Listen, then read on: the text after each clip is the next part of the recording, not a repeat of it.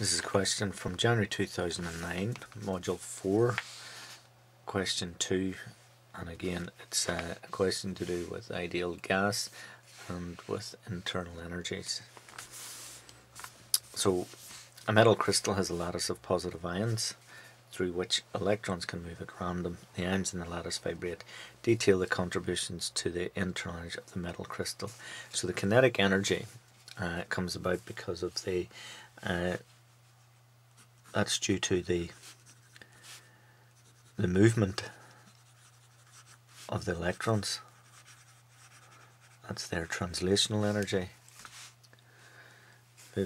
and the vibration of the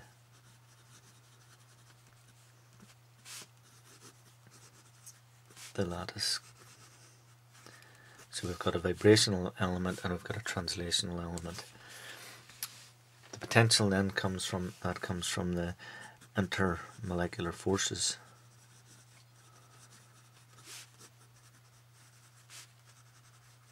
And the separation between the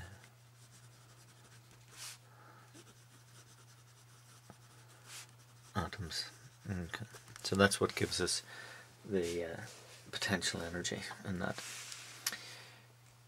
Helium can be assumed to behave as an ideal gas. So if it's an ideal gas, okay, its internal energy is going to just be the kinetic energy of the molecules. And each molecule has a kinetic energy equal to 3 over 2 kT. Half mc squared brackets equals 3 over 2 kT. So we know from this question here the temperature is 27, so that's 300 Kelvin.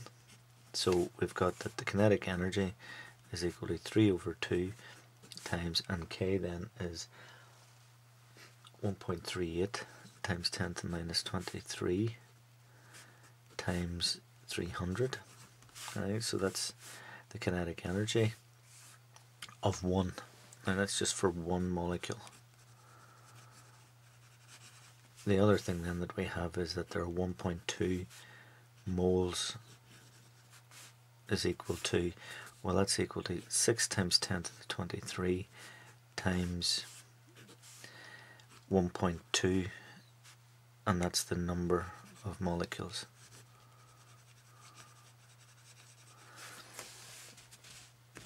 Okay, so we have each individual molecule has this amount of kinetic energy, and this is the total number of molecules. Therefore the internal energy